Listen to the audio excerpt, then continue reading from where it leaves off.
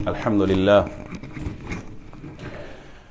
لله رب العالمين والصلاة والسلام على سيد الأنبياء والمرسلين وعلى كل ملائكتك المقربين وعلى عباد الله الصالحين أما بعد فأعوذ بالله من الشيطان اللعين الرجيم المردود بسم الله الرحمن الرحيم يا أيها الذين آمنوا كتب عليكم الصيام كما كتب على الذين من قبلكم لعلكم تتقون أو كما قال النبي صلى الله عليه وصحبه وبارك وسلم من صام رمضانا إيمانا واحتسابا غفر له ما تقدم من ذنبه صدق الله مولانا العظيم وصدق رسوله النبي الأمين الكريم ونحن على ذلك لمن الشاهدين والشاكرين والحمد لله رب العالمين۔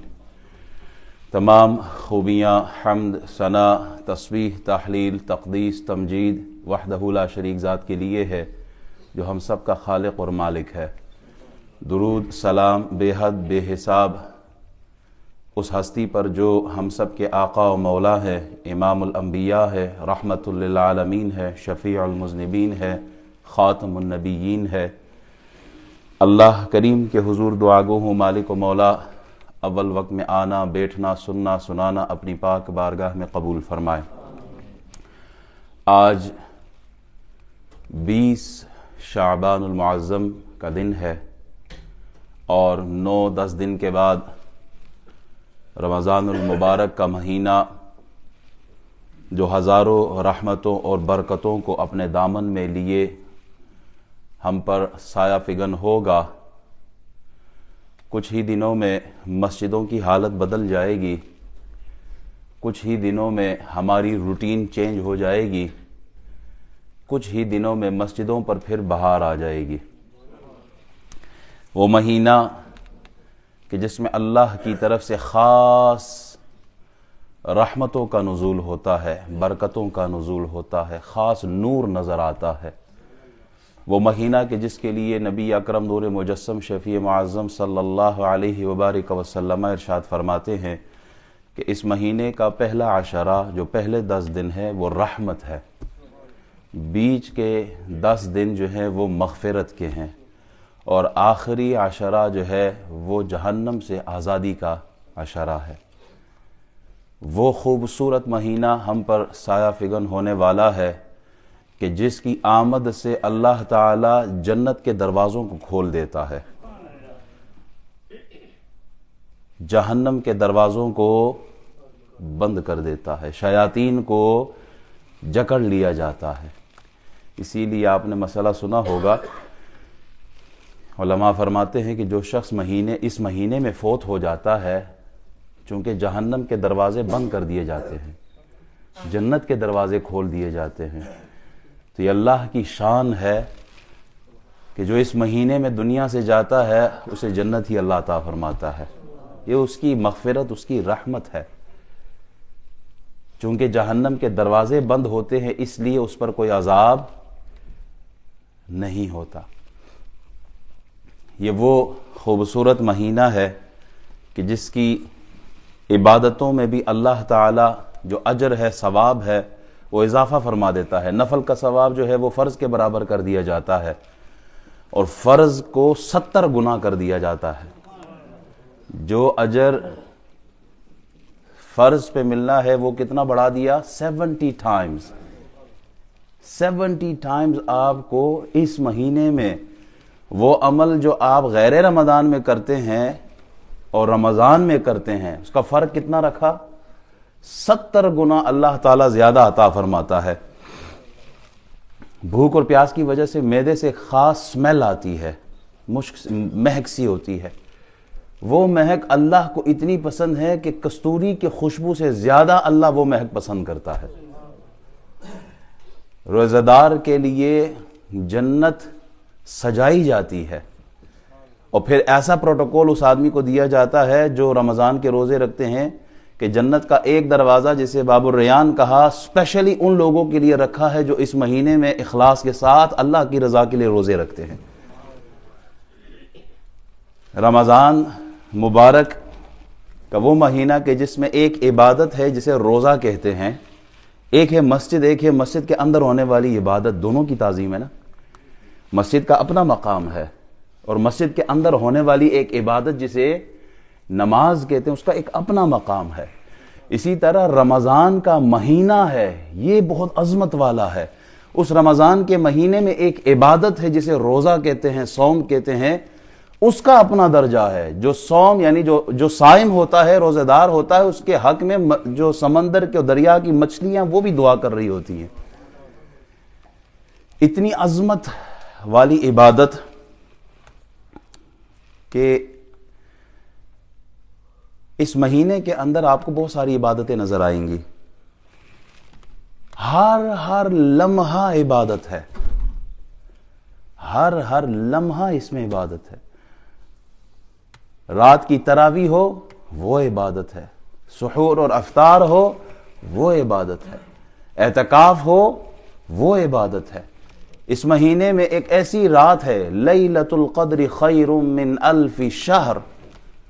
ایک رات، one night, that's better than more than thousands of months. 1000 مہینوں سے وہ ایک رات افضل ہے. وہ رات ہمیں کہاں ملی ہے؟ کس مہینے میں ملی ہے؟ رمضان المبارک میں ملی ہے. حضور علیہ السلام جب شعبان کے آخری دن ہوتے تھے نا، صحابہ کو جمع کر لیا کرتے تھے. صحابہ کرام کو جمع فرما کر پھر آپ رمضان کے فضائل بیان کرتے تھے تاکہ مینٹلی آپ ریڈی ہو کہ ایک ایسا مہینہ آنے والا ہے کہ جس کی برکات امام ربانی مجدد الفسانی رحمۃ اللہ علیہ فرماتے ہیں کہ رمضان کو غیر رمضان کے ساتھ کیا نسبت ہے؟ جیسے سمندر کو قطرے کے ساتھ نسبت ہے. ویسے ہی رمضان کی جو عبادتیں ہیں، اس کی فضیلتیں ہیں، اس کی رحمتیں ہیں، اس کی برکتیں ہیں، اس مہینے کی جو شان اور عظمت اور وقار اللہ نے اس مہینے کو دیا، وہ ایسے ہی ہے جیسے سمندر کو قطرے سے نسبت ہوتی ہے، وہی نسبت رمضان کو سال کے باقی 11 مہینوں سے ہوتی ہے. اتنی عظمت والی گھڑیاں ہم پر آنے والی ہیں. احباب کہتے ہیں کہ اگر دل سلامت ہو، دل صحیح کام کرتا ہو تو باقی پورا جسم بھی صحیح ہوتا ہے. جس کا رمضان اچھا گزرے، سال کے 11 مہینے اس کے اچھے گزرتے ہیں. علماء بڑی خوبصورت مثال دیتے ہیں. جیسے یعقوب علیہ السلام کے 12 بیٹے تھے، فرمایا ان میں یوسف علیہ السلام سب سے جدا تھے. یوسف علیہ السلام کا مقام سب سے الگ تھا. یوسف علیہ السلام کے وسیلے اور نسبت سے باقی 11 بھائیوں کو اللہ تعالیٰ نے معاف کیا تھا. کہا رمضان کا بھی یہی حال ہے. جو اچھے انداز میں اس مہینے کو گزارتا ہے، اللہ کی عبادت میں، تقوی طہارت، زہد عبادت اور اللہ کے خوف میں اور اس کی محبت میں یہ مہینہ اچھے انداز میں گزارتا ہے، اللہ تعالیٰ اس ایک مہینے کے وسیلے سے سال کے باقی 11 مہینوں کے جو گناہ اللہ سارے معاف فرما دیتا ہے.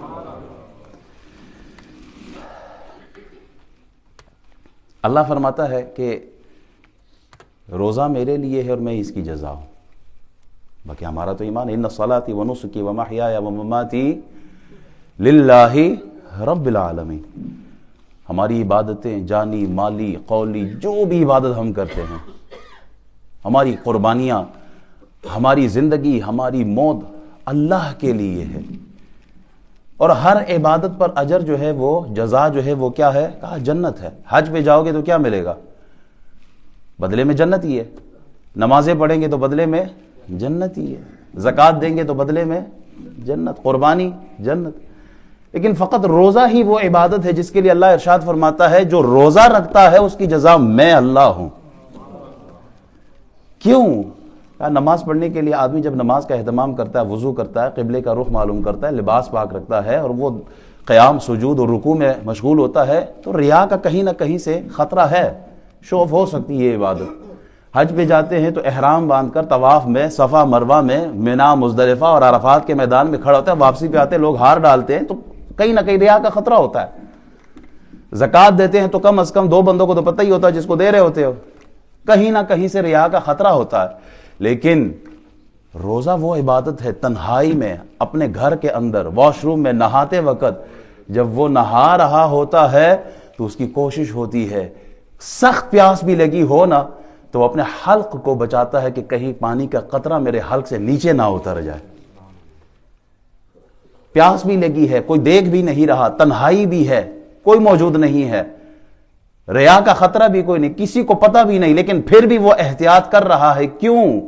اس لیے کہ یہ عبادت خالصتاً اس نے اللہ کے لیے کیا ہے, اور اس روزے میں شوف نہیں ہے, اس روزے میں کوئی ریا کا شائبہ نہیں ہے, اس کا ہر عمل اللہ کے لیے. اسی لیے اللہ نے فرمایا کہ باقی جو عبادتیں ہیں کوئی شک نہیں ہے وہ اللہ کے لیے ہیں, لیکن بدلے میں جنت ہے. لیکن روزہ ایسی عبادت ہے کہ جس کے بدلے میں اللہ خود فرماتا ہے اس کا بدلہ میں خود ہوں. وہ محمود نے نا کوئی ہیرے کو جواہرات پھینکے, کہا جس نے جو لوٹا اس کا ہو گیا. تو ایاز جو تھا وہ محمود کے پاس ہی کھڑا رہا. تو محمود نے کہا, بادشاہ نے کہا کہ ہیرے جواہرات کیوں نہیں لیتے؟ کہا میں نے آپ ہی کے دامن کو پکڑا ہے, جب آپ مل گئے تو سب میرا ہی ہے. جب اللہ ہی بندے کا ہو جائے تو پھر کس چیز کی کمی ہے؟ احباب دیکھیں, اسلام کے ارکان 5 ہیں. Pillars of Islam 5, and one of them is روزہ ہے نا. پلر آف اسلام کتنے ہیں؟ امید کرتا ہوں سب کو آتے ہوں گے. ایک اس میں سے روزہ ہے.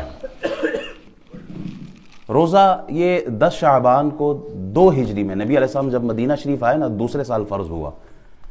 آپ علیہ السلام نے کتنے رمضان کے روزے رکھے؟ 9 رمضان کے روزے رکھے رسول اللہ صلی اللہ علیہ وسلم نے.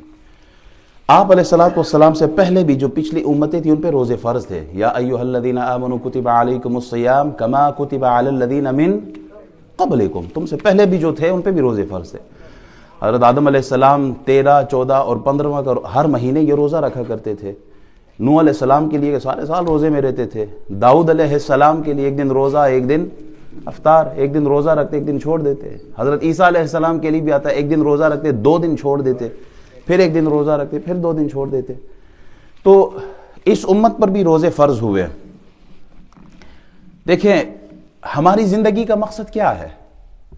زندگی کا مقصد کھانا پینا ہے, کاروبار کرنا ہے, گھر بار بنانا, کوٹھیاں, بینک بیلنس, جائیدادیں بنانا ہے. Is this the purpose of our life? Whatever we earn, no matter halal or haram, just we want money. Is this the purpose of our life? No, this is not the purpose of our life. مال کمانا ہماری زندگی کا مقصد نہیں ہے, بلکہ یہ ضرورت ہے. This is the necessity of the life, that we earn money to fulfill the needs of our family. بچوں کا دیکھ بھال, گھر چلانا, باقی معاملات اس طرح کرنا, یہ ہماری زندگی کی ضرورت ہے, مقصد نہیں ہے. جس نے اس کو مقصد بنا لیا, پھر میں ایک جملہ کہتا ہوں, انسان میں اور ڈنگر میں کیا فرق رہا؟ ڈنگر بھی کھاتا پیتا ہے اور خواہشات رکھتا ہے, اس کی زندگی کا تو یہی مقصد ہے. ہماری زندگی کا مقصد کیا؟ being a Muslim, what's our life? What is the purpose of our life? What is our goal? Why Allah subhanahu wa ta'ala sent us in this dunya? Why He created us? Allah says in Surah Az-Zariyat, وَمَا خَلَقْتُ الْجِنَّ وَالْإِنسَ إِلَّا لِيَعْبُدُونَ. وَمَا خَلَقْتُ الْجِنَّ وَالْإِنسَ إِلَّا وَمَا خَلَقْتُ الْجِنَّ وَالْإِنسَ إِلَّا لِيَعْبُدُونَ. We have created human being and jinnat for what? For worship. اللہ نے ہمیں اپنی عبادت کے لیے پیدا کیا ہے. اللہ تو نے عبادت کے لیے پیدا کیا, عبادت سے کیا ملے گا؟ What is the purpose of عبادت؟ عبادت سے کیا ملے گا ہمیں؟ اللہ تعالیٰ قرآن مجید فرقان حمید میں ارشاد فرماتا ہے, یا ایھا الناس اعبدوا ربکم الذی خلقکم والذین من قبلکم لعلکم تتقون. اے لوگو, اللہ نے تمہیں بھی بنایا, تم سے پہلے بھی بنایا ہے. کیوں؟ لعلکم تتقون, تاکہ تم تقوی حاصل کر لو. عبادت کا مقصد کیا ہے؟ تقوی ہے, پائیتی ہے. ہم حج پہ جاتے ہیں, حج کا مقصد کیا؟ زکوٰۃ دیتے ہیں, زکوٰۃ سے کیا حاصل ہوگا؟ نماز پڑھتے ہیں, نماز سے کیا حاصل ہوگا؟ روزہ رکھتے ہیں, روزے سے کیا حاصل ہوگا؟ ہم قربانی کرتے ہیں, قربانی سے کیا حاصل ہوگا؟ ان سب کا جواب قرآن کے اندر موجود ہے. وَمَن يُعَظِّمْ شَعَائِرَ اللَّهِ فَإِنَّهَا مِن تَقْوَى الْقُلُوبِ. حج کے لیے اشارہ کیا, اس کا بھی حاصل کیا ہے؟ تقوی ملے گا. لَن يَنَالَ اللَّهَ لُحُومُهَا وَلَا دِمَاؤُهَا وَلَكِنْ يَنَالُهُ التَّقْوَى مِنكُمْ. اللہ کو نہ یہ جو ہم قربانیاں کرتے ہیں, نہ اللہ کو اس کا گوشت پہنچتا ہے, نہ خون پہنچتا ہے. تو پھر کیا ہے؟ لَعَلَّكُمْ تَتَّقُونَ وَلَكِنْ يَنَالُهُ التَّقْوَى مِنكُمْ. تقوی پہنچتا ہے اللہ کے حضور.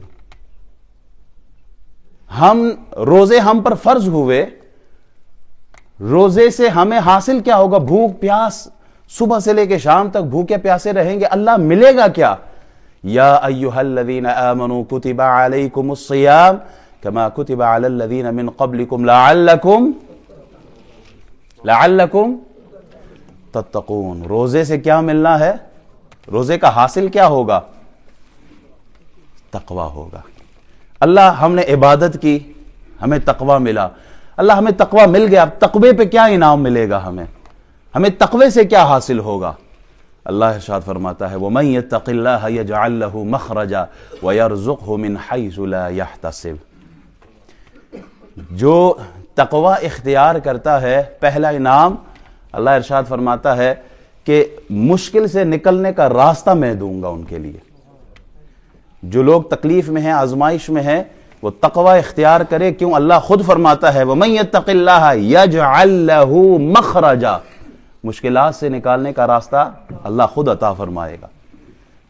وَيَرْزُقْهُ مِنْ حَيْثُ لَا يَحْتَسِبُ, وہاں سے رزق دوں گا تمہیں جہاں تمہارا گمان بھی نہیں ہوگا. رزق کے لیے در در خوار ہوتے ہیں, رزق کے چکر میں حلال اور حرام کی تمیز کیے بغیر ہر راستے کو اپناتے ہیں. اللہ نے آسان راستہ بتا دیا. قرآن کے اندر اللہ فرماتا ہے اے میرے بندو, تم تقوی کا راستہ اختیار کرو, تم تک رزق پہنچانا یہ مجھ رب کی ذمہ داری ہے. ہماری نظر جو ہے وہ روزی پر ہے, ہماری نظر ٹیکسی پر ہے, ٹیک اوے پر ہے, کاروبار پر ہے, کرائے پر ہے. ہماری نظر بس ایک ہی, میں نے جو راستہ چنا فقط ایک ہی راستہ ہے. میری نظر میں ایک راستہ ہے میرے رزق کا, مجھے یہاں سے میرا رزق ملتا ہے. تیری سوچ, تیری فکر فقط ایک راستے کو دیکھتی ہے, لیکن رب فرماتا ہے تو تقوی اختیار کر, ایسے ایسے راستوں سے رزق دوں گا جہاں تیرا گمان بھی نہیں ہوگا.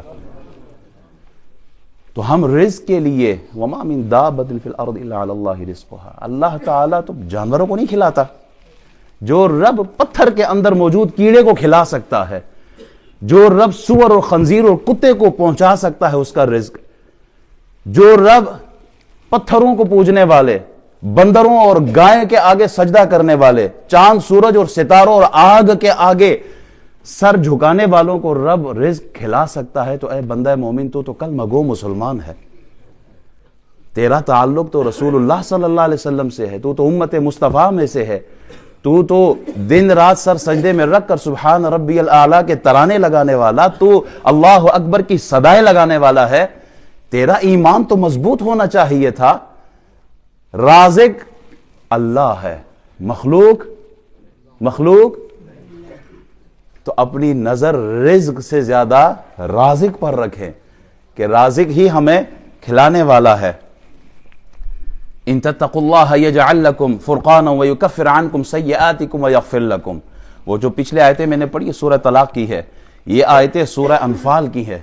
اللہ ارشاد فرماتا ہے یجعل لکم فرقانا, تم تقوی اختیار کرو نا, اللہ تمہارے دل میں ایک ایسا نور پیدا کرے گا جس نور کے ذریعے تم حق اور باطل میں, سچ اور جھوٹ میں, اچھائی اور برائی میں تم تمیز کر سکو گے.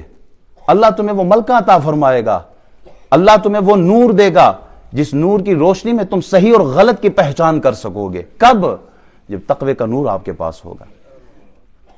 اور پھر اللہ ارشاد فرماتا ہے وَيُكَفِّرْ عَنْكُمْ سَيِّئَاتِكُمْ, تم تقوی اختیار کرو, پیچھے جو گناہ کیے اللہ سارے معاف کر دے گا. وَيَغْفِرْ لَكُمْ, اور اگلا جملہ پھر فرمایا کہ اللہ تمہاری مغفرت بھی کر دے گا. یہ کیا ہے؟ یہ وہ تقوی کا نور ہے. جس بندے کے پاس تقوی کا نور ہوگا اللہ یہ نعمتیں اس بندے کو عطا فرمائے گا.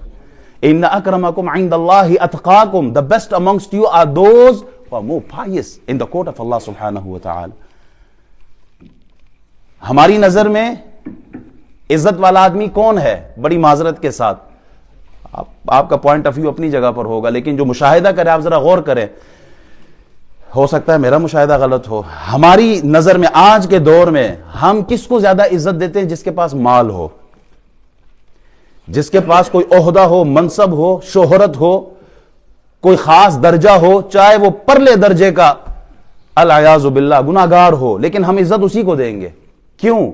اس کی فیملی بڑی، اس کا روب اچھا، اس کا منصب اونچا، اس کا عہدہ بڑا، اس کا نام اونچا، اس لیے ہم نے اس کو آج محفل کی صدارت بھی اسی کے نام لگا دی ہے۔ کیا ایسا نہیں ہوتا؟ گناہگار سے گناہگار آدمی ہوگا، لیکن ہم نے محفل میلاد میں بھی اس کو اونچے درجے پہ رکھنا ہوتا ہے۔ کیوں؟ حاجی صاحب ہی نے تو ساری محفل کرائی ہے، چاہے حاجی صاحب کچھ بھی کرتے ہوں، حلال و حرام کی تمیز بھی نہ ہو۔ ہم نے عزت کا معیار کیا رکھا؟ دنیا کو رکھا۔ ذرا اونچی دستار پہنی ہوئی ہے، عزت اسی کو دینی ہے۔ ہر صاحب دستار معزز نہیں ہوتا۔ جس کے پاس کوٹھی بنگلہ جائیداد ہو اسی کو ہم دعوت پہ بھی بلاتے ہیں۔ ذرا ماڑا سا ہو نا بیچارہ، جس کی کوئی فیملی نہ ہو، جو بس صرف سفید پوش ہو، نماز پڑھنے والا، 5 وقت کا نمازی ہو، سب کچھ ہو، لیکن اس کی الیگ سلیگ لوگوں کے ساتھ اٹھنا بیٹھنا بہت کم ہے، تو ہم کہتے ہیں انہوں چھڑ دے، انہوں دعوت پہ بھی نہ بلاؤ۔ کنوں بلاؤ؟ انہوں بلاؤ جڑے اونچے درجے دیں۔ اللہ کی نظر میں کون اچھا ہے؟ اللہ فرماتا ہے اِنَّ أَكْرَمَكُمْ عِندَ اللَّهِ أَتْقَاكُمْ۔ اللہ ان چیزوں کو نہیں دیکھتا۔ اللہ تو کیا دیکھتا ہے؟ ان اللہ لا ينظر الى صورکم واموالکم ولكن ينظر الى قلوبکم واعمالکم۔ اللہ تمہارے چہرے نہیں دیکھتا، تمہاری فزکس نہیں دیکھتا، آؤٹر لک نہیں دیکھتا، مال دولت نہیں دیکھتا، چہرہ نہیں دیکھتا، ہینڈسم ہے یا نہیں، 6 پیکس ہے کہ نہیں، دولت ہے کہ نہیں، نو نتھنگ۔ یا اللہ تو کیا دیکھتا ہے؟ اللہ فرماتا ہے میں دل دیکھتا ہوں، دل کا کیسا آدمی ہے۔ اللہ تو عزت کس کو دیتا ہے؟ دنیا والے تو عزت کا معیار کچھ اور بنا بیٹھے ہیں۔ مالک تیری طرف سے عزت کا تاج کس کو پہنایا جاتا ہے؟ فرمایا جو تقوی کا نور اپنے چہرے پہ سجاتا ہے، پھر عزت کا تاج میں اس کے سر پہ سجاتا ہوں۔ ان اکرمکم عند اللہ اتقاکم۔ ایسے لوگوں کی محبت پھر اللہ دلوں میں ڈالتا ہے۔ جبریل کو بلاتا ہے، جبریل میں فلاں آدمی سے محبت کرتا ہوں، جاؤ تم بھی اس سے محبت کرو۔ جبریل اعلان کرتا ہے فرشتوں میں، فرشتوں ایسے بندے سے محبت کرو۔ فرشتے لوگوں کے دلوں میں ایسے آدمی کی محبت ڈال دیتے ہیں۔ کس کی محبت؟ جو تقوی کا نور سینے میں سجا کے بیٹھا ہے۔ اللہ تعالی ارشاد فرماتا ہے واتقوا اللہ لعلکم تفلحون۔ تقوی اختیار کرو تاکہ تم کامیاب ہو جاؤ۔ فلاح کی جو ڈیفینیشن ہے، سکسیسفل کون ہے؟ Who is successful? Different point of view. I'll say in my own opinion, businessmen will define differently what is success. ہر آدمی نے اپنے اپنے حساب سے سکسیس کو رکھنا ہے، لیکن اللہ ارشاد فرماتا ہے واتقوا اللہ لعلکم تفلحون۔ تم تقوی اختیار کرو، متقی ہو جاؤ تاکہ تم کامیاب ہو جاؤ۔ صرف دنیا کی ہی نہیں، کامیابی دنیا کی بھی ہوتی ہے، اور اصل کامیابی آخرت کی کامیابی ہے، اور وہی کامیاب ہے جو آخرت میں کامیاب ہے۔ اللہ ارشاد فرماتا ہے فاتقوا اللہ لعلکم تشکرون واتقوا اللہ ان کنتم مؤمنین ومن یتق اللہ۔ 136 آیتیں ہیں قرآن کی تقوی کے حوالے سے، اگر وہ بیان کرنا شروع کر دوں تو 4 جمعے اس میں نکل جائیں۔ 136 آیتیں تقوی کے حوالے سے۔ ومن یتق اللہ یجعل له من امرہ یسرا ومن یتق اللہ یکفر عنہ سیئاتہ ویعظم لہ اجرا۔ بے شمار آیتیں۔ جنہوں نے تقوی اختیار کیا ہے ان کے لیے عظمت بھی ہے، ان کے لیے مغفرت بھی ہے، ان کے لیے عزت بھی ہے۔ احباب، مقصد زندگی کیا ہے؟ مقصد زندگی عبادت ہے۔ عبادت سے کیا حاصل ہوگا؟ تقوی حاصل ہوگا۔ تقوی سے کیا ملے گا؟ اللہ رزق بھی دے گا، اللہ مشکل سے بھی نکالے گا، اللہ گناہ بھی معاف کرے گا، اللہ مغفرت بھی فرما دے گا، اللہ عزت بھی عطا کرے گا۔ جو تقوی اختیار کرتا ہے اللہ اس کو شکر گزار بھی رکھتا ہے، جو تقوی اختیار کرتا ہے اللہ اس کو ایمان پر استقامت بھی عطا کرتا ہے۔ یہ ساری چیزیں تقوی سے متعلق ہے، اور یہ تقوی کا مہینہ آنے والا ہے جسے ہم رمضان کہتے ہیں۔ رمضان کے مہینے کا استقبال ہم کیسے کریں؟ سوال یہ ہے۔ آپ غور کریں، جب گھر میں مہمان آتا ہے تو ہم گھر کی صفائی کرتے ہیں۔ مہمان آئے تو گھر کی صفائی ہوتی ہے نا، گھر صاف کر لو، مہمان آ رہا ہے، بری بات ہے اگر اسی طرح ہم نے ان کو ویلکم کیا تو اچھا نہیں ہے۔ رمضان کا مہینہ آ رہا ہے، ہم نے رمضان کے مہینے کو ویلکم کرنا ہے۔ کس طرح؟ صفائی کر کے۔ وہ صفائی جسمانی بھی ہے، صاف ستھرے رہا کریں۔ الطہور شطر الایمان، صفائی ایمان کا حصہ ہے۔ اور ساتھ میں روحانی صفائی، وہ کیا؟ اپنے سوچ، فکر، قلب، روح، اس کو پاک صاف رکھیں۔ سوچ و فکر کی طہارت کی ضرورت ہے۔ دیکھیں ہم گندے برتن میں دودھ ڈالتے ہیں، برتن جو ہے وہ گندا ہو، کیا آپ اس میں دودھ ڈالیں گے؟ کبھی نہیں ڈالیں گے۔ تو جو تقوی کا نور ہے، جو رمضان کا نور ہے، کیا وہ گندے جسم میں آ سکتا ہے؟ پہلے اس دل کو صاف کریں، یہاں سے گندگی دور کرے، یہاں کی جو غلاظت پڑی ہے، حسد کی، کینے کی، بغض کی، نفرت، وہ ایک دوسرے سے عداوت، اس کو صاف کرے تاکہ رمضان کا نور آپ کے سینے میں داخل ہو جائے۔ میں ایک جملہ کہتا ہوں، اگر آج شام کو آپ کو اتنا پتہ چل جائے کہ مغرب سے پہلے پہلے آپ کی وفات ہونی ہے، ایمانداری سے بتائیے گا، مغرب سے پہلے پہلے آپ کی وفات ہونی ہے، سب سے پہلے کام کیا کریں گے؟ ہر آدمی نے اپنے انداز سے سوچنا ہے۔ سب سے پہلے ہم یہ کرتے ہیں، ہاں جو بزنس مین ہوگا وہ بچے کو بلائے گا، وہ میں اتنے بھی چھپائے نہ تے اتنے بھی چھپائے نہ تے بستر دے تھلے بھی رکھے نے۔ جو بزنس مین ہوں گے ان کو تو یہ کہ مال ضائع نہ ہو جائے، اس کے اوپر بھی قرضہ، اس کے اوپر بھی قرضہ، ادھر روح ملک الموت آ گئے۔ قرآن بھی یہی کہتا ہے، جب موت کا وقت آ جاتا ہے نا تو پھر لمحہ بھر آپ کو موقع نہیں ملے گا۔ آدمی کہے گا اتنا ٹائم دے دو میں تھوڑا سا صدقہ کر لوں، اون ٹائم کوئی نہیں۔ سورہ منافقون کی آخری آیتوں کی میں تفسیر بتا رہا ہوں۔ تو احباب، سب سے پہلے ہماری توجہ یہ ہوگی، یا اللہ جڑے گناہ کیتے نے پیچھے او معاف کری۔ ایسے ہی ہے، آدمی توبہ کرتا ہے کہ یا اللہ جو مجھ سے خطائیں ہوئی ہیں میں معافی مانگتا ہوں، اللہ اسے معاف کر دے۔ دوسرا عمل یہ ہوگا کہ جس کا میں نے دل دکھایا ہے، جو مجھ سے ناراض ہے، جس کا میں نے حق مارا ہے، آپ فوراً اس کو راضی کرنے کی کوشش کریں گے۔ اگر آپ کو اپنی آخرت کی فکر ہے، اگر اپنی قبر کی فکر ہے، اگر سوال و جواب کی فکر ہے، کیونکہ حقوق العباد کے بارے میں تو پوچھا جائے گا آپ سے، اس کے متعلق پوچھا جائے گا، تو پھر آپ فوراً انہی بندوں کے پاس جا کے کہیں گے رات میری موت ہونے والی ہے، قبر میں جانا ہے، اللہ کے واسطے جو مجھ سے ہوا معاف کر دو۔ ایسا ہی ہے۔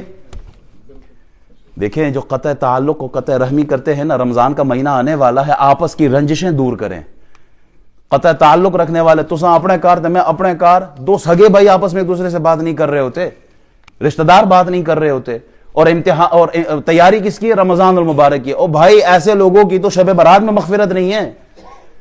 رمضان کا استقبال تو وہ کرے کہ جس نے اپنا دل صاف کیا ہو، اور دل میں کتا ہو، دل میں بغض ہو، دل میں نفرت ہو، اوپر ملنا نہیں، اندر سے ایک دوسرے کو معاف کریں اور پھر رمضان کی تیاری کریں۔ دیکھیں اللہ کیسے نور عطا کرتا ہے۔ ہماری توجہ دل کی صفائی پر، رسول اللہ صلی اللہ علیہ وسلم فرماتے ہیں، ہماری جانیں آپ پر قربان، دل کو زنگ لگتا ہے نا، آپ فرماتے ہیں دو چیزیں اس زنگ کو دور کرتی ہیں۔ کیا؟ اللہ کے کلام کی تلاوت، قرآن کی تلاوت، اور ساتھ میں موت کو یاد رکھنا۔ یہ دو چیزیں ایسی ہیں جو دل کا زنگ دور کر دیتی ہیں۔ رمضان کا مہینہ آتا ہے، پہلی خوشی کی بات تو یہ ہے کہ چلو جو سارا سال قرآن نہیں پڑھتا وہ بھی رمضان کے مہینے میں پڑھنے شروع کرتا ہے نا، یہ بھی خوشی کی بات ہے۔ لیکن شروع یہاں سے کرے کہ رمضان کا استقبال آپ قرآن کی تلاوت سے کریں، آپ نمازوں سے کریں۔ اللہ نے رمضان کے مہینے میں ایکسٹرا نماز تراویح دی ہے، آپ ابھی سے نمازوں کی تیاری کریں، آپ ابھی سے پریکٹس کریں، آپ گناہوں سے بچنے کی کوشش کریں، آپ وہ کام جس سے وقت ضائع ہو، ایک ایک لمحہ بہت قیمتی ہے۔ یہ دسمبر کے آخری دنوں میں آپ کسی ٹیکسی ڈرائیور کو کہیں نا 4 دن کے لیے میرے ساتھ چلو ذرا، میں آپ کو پکنک پہ کوئی سیر و سیاحت پہ لے کے جاؤں، تو آپ کو جملہ کہے گا بھائی 4 دن تو چھوڑو، میں 4 گھنٹے بھی نہیں دینے، یہی تو میرا سیزن ہے۔ ایسا ہی ہے، یہ میرا سیزن ہے کمائی کا، اس میں کماؤں گا تو ہی تو سارا سال مزہ آئے گا۔ اور بھائی رمضان کا مہینہ یہ سیزن ہے، نیکیوں کا، یہ ثواب کا، اجر و ثواب کو اکٹھا کرنے کا یہ سیزن ہے۔ ایک ایک لمحہ اس میں عبادت پر اللہ بے حساب اجر عطا فرماتا ہے، اس کو موبائل پہ ضائع نہیں کرنا۔ رمضان کا استقبال ایسے کریں کہ یہ جو ہم نے یہ جو غضب رکھا ہوا ہے نا اپنے جیب میں، ٹائم کا ضیاع اس میں ہے، نفس کی خباثت یہاں، شرارت یہیں سے شروع ہوتی ہے، وقت کا ضیاع یہاں سے ہے، اخلاق کا بگڑنا اسی سے ہے۔ یہ جو ہم سوشل میڈیا پہ ہوتے ہیں، طرح طرح کے، اب تو سب کچھ گناہ اس کے اندر اکٹھا کر دیا ہے ان ظالموں نے، تو اس سے پرہیز کرے، اسپیشلی رمضان کے مہینے میں، کہ آپ کا وقت قرآن کے ساتھ گزرے۔ حضور رمضان المبارک میں دور کرتے تھے جبریل امین کے ساتھ، ایک ایک حرف پہ 10 نیکیاں ملتی ہیں۔ تلاوت کرے، علم دین حاصل کرے ان دنوں میں۔ آپ نے اگر رحمت لوٹنی، دیکھیں اللہ کی رحمت تو برس رہی ہوتی ہے، لیکن آپ نے برتن ہی الٹا رکھا ہو تو کیا اس میں رحمت آ سکتی ہے؟ بارش برس رہی ہو، آپ نے برتن ہی الٹا کر دیا ہو تو اس میں کوئی قطرہ جمع ہوگا؟ نہیں ہو سکتا۔ یہ جو کاسہ دل ہے نا، یہ اللہ کی رحمتوں کی جانب، اللہ کی رحمت کی طرف اسے متوجہ کریں۔ آپ دعا مانگے اللہ کے حضور، دعا مقبول عبادت ہے۔ انشاءاللہ اس میں آگے کلام کروں گا۔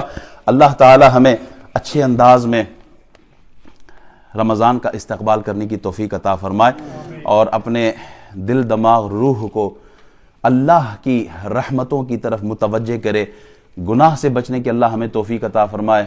5 وقت باجماعت نماز جن کی مجبوری نہیں ہے وہ کوشش کرے کہ 5 وقت نماز باجماعت ادا کریں، قرآن کی تلاوت جاری رکھیں، درود شریف اور ورد وظائف اس میں کثرت کرے۔ رسول اللہ صلی اللہ علیہ وسلم رمضان کا مہینہ کس طرح گزارا کرتے تھے، وہ آپ کے خاص جو 4 اعمال ہے وہ کیا، انشاءاللہ جب وقت آئے گا اس پہ ہم اگلے سے اگلے جمعے اس پر کلام کریں گے۔ اللہ تعالیٰ جو بیان کیا عمل کی توفیق عطا فرمائے، اور ہمیں جوق در جوق یہ جو مسجد میں دروس ہوتے ہیں الحمدللہ تعداد بڑھ رہی ہے، کوئی شک نہیں ہے، میں بہت خوشی ہے اس پر۔